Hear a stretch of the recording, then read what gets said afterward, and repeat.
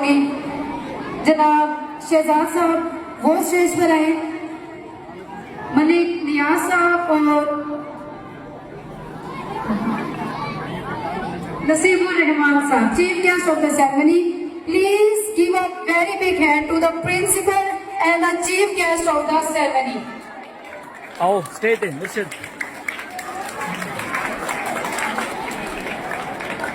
नाम मैं लिखवाया, मैं कि मेरे याद नाम नहीं आता पिया।